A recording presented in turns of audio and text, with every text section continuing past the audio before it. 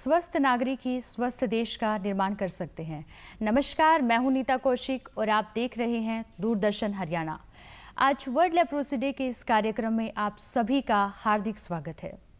दोस्तों, समाज में आज भी लेप्रोसी को लेकर बहुत सारी शंकाएं हैं। यहाँ तक कि कुछ लोग इस बीमारी को एक श्राप की तरह मानते हैं और यही वजह है कि ज़्यादातर लेप्रोसी पेशेंट्स आज भी छुआछूत और भेदभाव का शिकार होते हैं। इस बीमारी को जड़ से खत्म करने के लिए आम जन को जागरूक करने की आवश्यकता है। तो आइए, आज हमारे साथ हमारे स्टूडियो में मौजूद हैं डॉक्टर कुलदीप डाबला जी।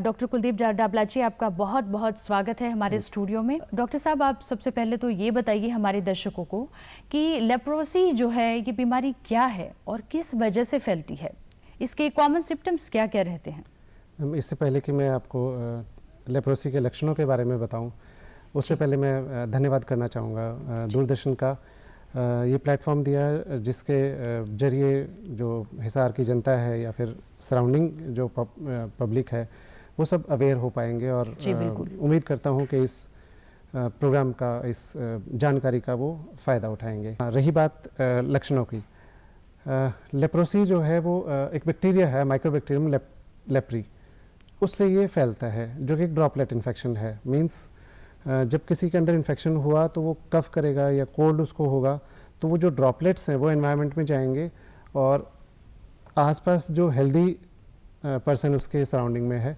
उसके अंदर वो बैक्टीरिया अंदर चले जाते हैं और वो मल्टीप्लाई करके डिजीज़ उसमें कॉज करता है। ये बहुत ही सॉफ्ट टाइप का बैक्टीरिया है। लाइक इसका जो इंक्यूबेशन पीरियड है वो वीक्स टू लेके ईयर्स तक चला जाता है। लाइक एक बार किसी ह्यूमन बीइंग के अंदर ये बैक्टीरिया गया तो वो मल्टीप्लाई होके और सिम्टम आने में बहुत बार तो ईयर्स तक लग जाते हैं। नॉर्मली इंडियन जो पॉपुलेशन है वो 90 to 97% इस डिजीज़ के प्रति इम्यून है, उनको ये होता ही नहीं है। 1 to 3% है जिन लोगों में इस तरह की जो लक्षण है वो आते हैं जी। जो लेप्रोसी के लक्षण हैं वो जनरली नर्व की डिजीज़ है ये। तो जब भी किसी नर्व को इन्फेक्ट करेगी और जिस पोर्शन को वो इफ़ेक्ट कर रही होगी वहाँ की सेंसेशन गायब हो जाती हैं। पैचेस बनते हैं स्किन पे, मल्टीपल पैचेस हो सकते हैं। लेप्रोसी को अगर हम डिवाइड करें तो दो टाइप की कैटेगरी में डिवाइड करते होते हैं, मल्टीबैसिलरी और पॉलीबैसिलरी।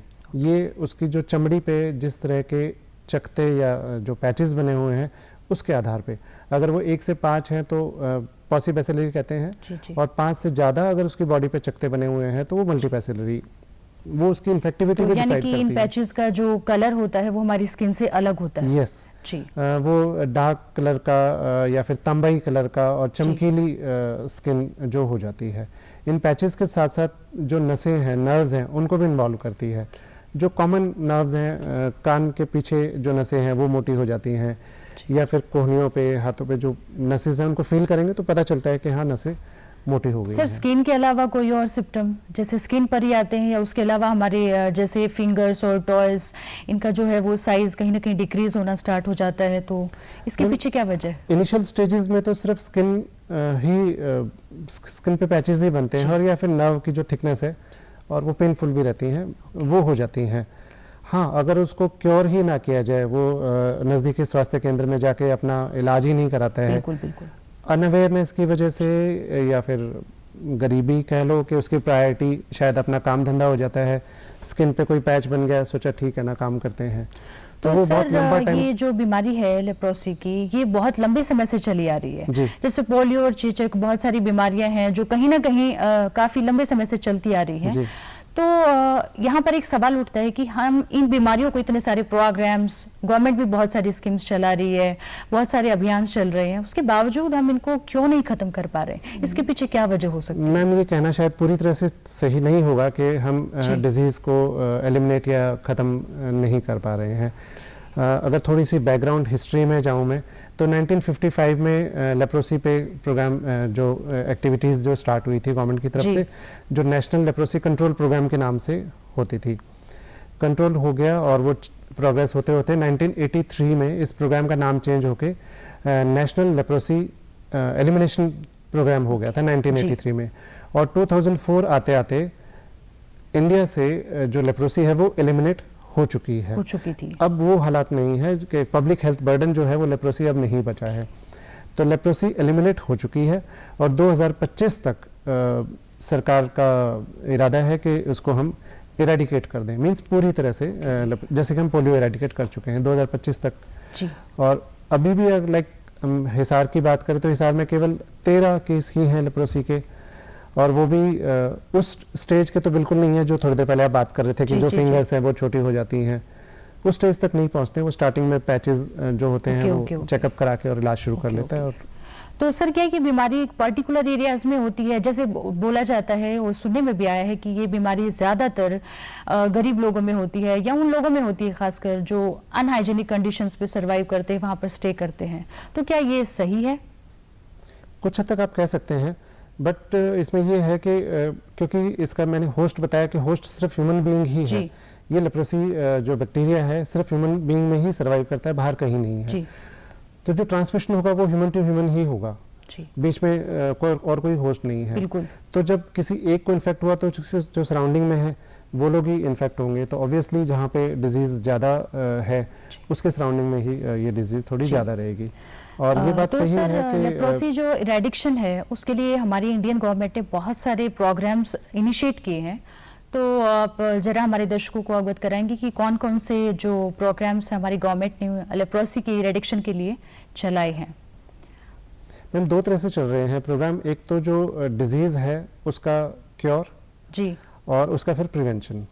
ओके। तो डिजीज है तो डिजीज के लिए मेडिसिन्स हैं जो कि फ्री ऑफ कॉस्ट अवेलेबल हैं सरकार की तरफ से, जिसको MDT के नाम से जाना जाता है, मल्टी ड्रग थेरेपी। और प्रिवेंशन के लिए एक तो यही है कि जो पेशेंट है उसके जो क्लोज कॉन्टैक्ट्स हैं उनको हम रिफेम्पिसिन नाम की एक ड्रग देते हैं, और उसके जो फैमिली मेम्बर या कॉन्टैक्ट्स जो क्लोज कॉन्टैक्ट्स हैं सिर्फ एक ही कैप्सूल लेने से उनको लेप्रोसी होने का खतरा पूरी तरह से खत्म हो जाता है, चाहे उसका जो पेशेंट है वो कितना ही उसमें बैक्टीरिया का लोड क्यों ना हो। और जो जनरल पॉपुलेशन है वहाँ पे उसको एलिमिनेट ये डिजीज़ ना फैले उसके लिए कई सारे प्रोग्राम हैं। अर्बन के लिए अर्बन लेप्रोसी कंट्रोल प्रोग्राम है जिसमें कि हाउस टू हाउस सर्वे करते हैं। अब रादर उसको अपग्रेड करके एक्टिव केस डिटेक्शन कैंपेन जो है जो आजकल चल रहा है, ये कैंपेन 31 अक्टूबर तक चलेगा, जो कि 1 जुलाई से शुरू हुआ था। इसमें अर्बन पॉपुलेशन और रूरल पॉपुलेशन दोनों में ही जो हमारी आशा वर्कर हैं जो या फिर जो फ्रंट लाइन वर्कर हैं वो हाउस टू हाउस जा रहे हैं और उनको जाके चेक करते हैं। अगर कोई भी ऐसा कोई मिलता है जिसको इस तरह के लेप्रोसी वाले लक्षण हैं तो उनको सलाह दी जाती है कि वो नज़दीकी स्वास्थ्य केंद्र में जाएं, अपना चेकअप कराएं और इलाज शुरू कराएं। तो सर जैसे आपने कहा कि गवर्नमेंट जो प्रोग्राम्स के थ्रू आम जनता को जो है मेडिकल ट्रीटमेंट अवेलेबल करा रही है कहीं ना कहीं, तो वो किस तरह के ट्रीटमेंट्स प्रोवाइड कर रही है? मैम टैबलेट फॉर्म में है, मल्टी ड्रग थेरेपी में टैबलेट दिखाना भी चाहूँगा ताकि हिसार की जनता उसको समझ पाए इजीली। ये इस तरह की ड्रग्स रहती हैं, बहुत छोटी छोटी सी गोलियां हैं जिसमें रिफेम्पिसिन, क्लोफाजेपिन और डेप्सोन नाम की ड्रग्स हैं, उसमें डिटेल में हमें जाने की ज़रूरत नहीं है। जिसमें कि जो पहले वाली डोज है ये डोज हम मरीज को उसके सामने हमारे सामने खाता है और उसके बाद बाकी उसको स्ट्रिप दे देते हैं पूरी। इसमें लिखा हुआ है डे 1 तो ये खा ली गई है, उसके बाद डे 2, डे 3, डे 4 ऐसे वो खाता रहेगा और 28 दिन बाद ये स्ट्रिप वापस ले आएगा और उसको हम नेक्स्ट मंथ की स्ट्रिप दे देते हैं। इसी तरह से ये बच्चों वाली है, ये बड़े वाली है। तो सर कई पेशेंट्स ऐसे भी होते हैं जिनको एलर्जी होती है मेडिसिन्स वगैरह से या टेबलेट्स वगैरह से, तो उस केस में अगर उन लेप्रोसी पेशेंट्स को हम क्या प्रोवाइड करेंगे? मैम इसके लिए सपोर्टिव मेडिसिन जो है वो साथ में दी जाती हैं और नज़दीकी स्वास्थ्य केंद्र में जाके अगर उसको कोई दिक्कत आ रही है मेडिसिन लेने से तो वो चेकअप करवा सकता है वहाँ से।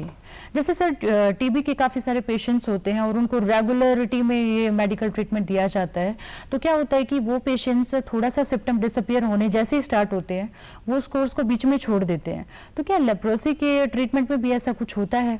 मैम ये चैलेंज तो हर डिजीज़ के साथ रहेगा। ऐसे में हमारा रोल बढ़ जाता है कि हम उसके साथ लगातार कॉन्टैक्ट में रहें, उसकी काउंसलिंग करते रहें ताकि वो कोर्स कंप्लीट करें। क्योंकि कोर्स लंबा है, 6 महीने का, 1 साल का। जी।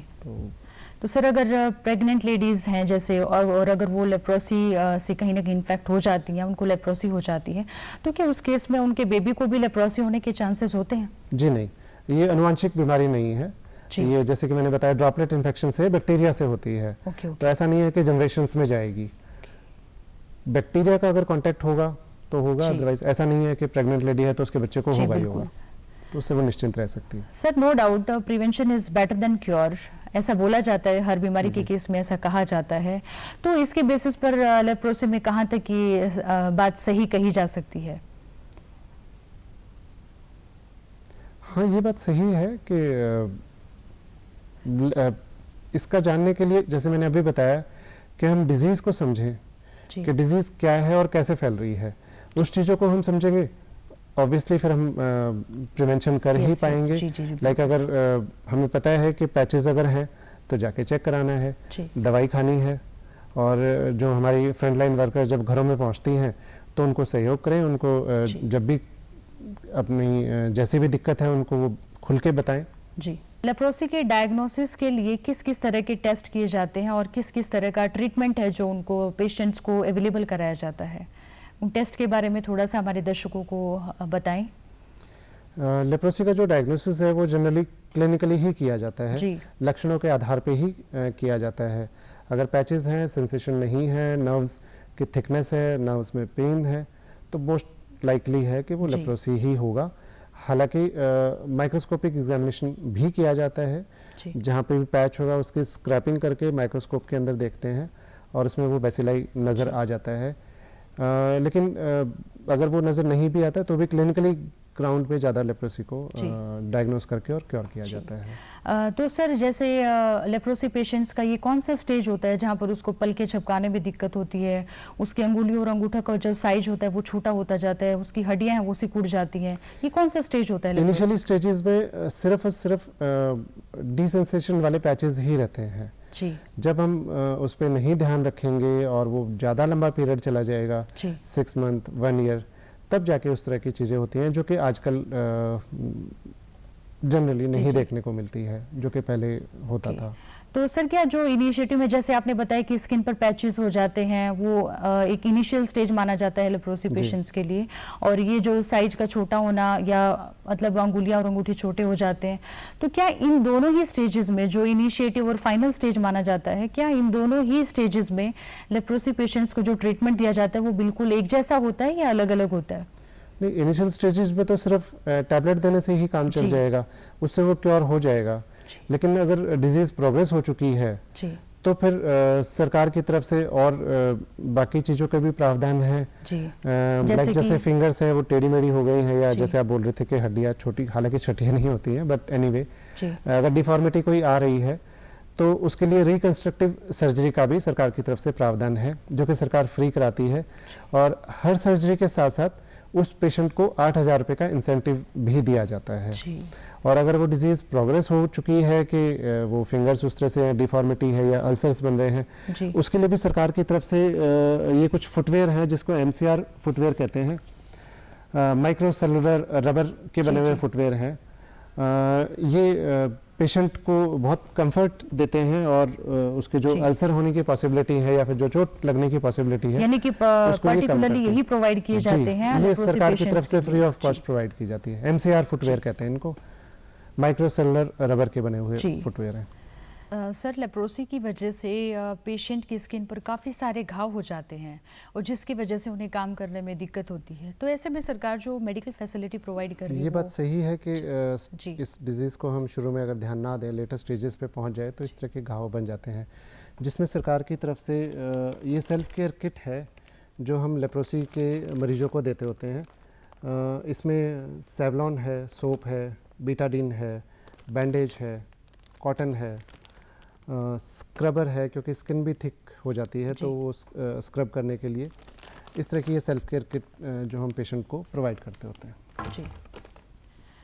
तो सर, लेप्रोसी के बारे में आप हमारे दर्शकों को क्या संदेश देना चाहेंगे?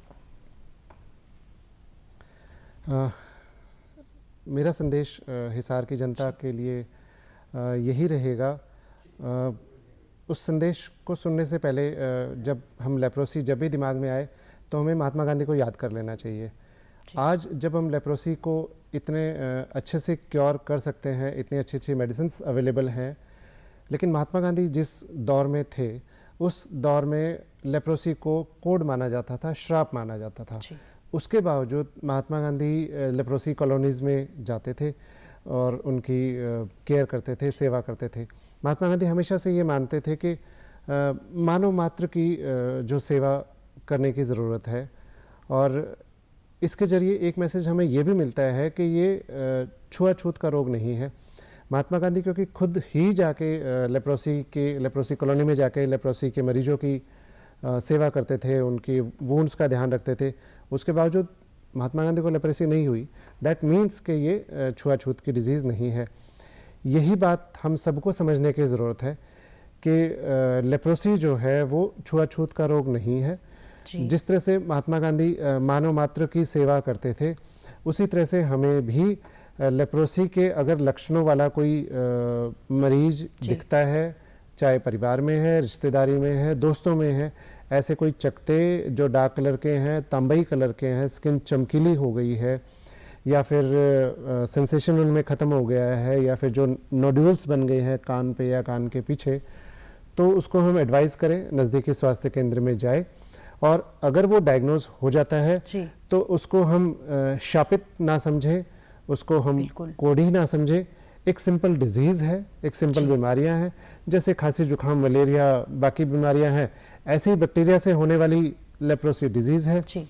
तो मैं चाहूँगा कि हम आज ये प्रण लें, ये शपथ लें कि जब भी कोई ऐसा कोई लक्षण वाला मरीज मिलेगा उसको हम नज़दीकी स्वास्थ्य केंद्र में भेजेंगे, और उसके साथ एक नॉर्मल डिजीज़ जो वैसा ही व्यवहार हम उस व्यक्ति के साथ भी करेंगे। उसको हम शापित या कोढ़ी समझ के या फिर उसको हम दुदकारना या उस तरह का व्यवहार नहीं करेंगे। उसके साथ हम प्यार से, उसके साथ हम अच्छे से रहेंगे। यही मेरा संदेश है। तो दर्शकों, जैसा कि डॉक्टर कुलदीप जी ने बताया कि लेप्रोसी बीमारी छुआछूत की बीमारी नहीं है, और मैं आशा करती हूँ कि आप अपने परिवार और अपने समाज को भी इस बारे में जागरूक करेंगे।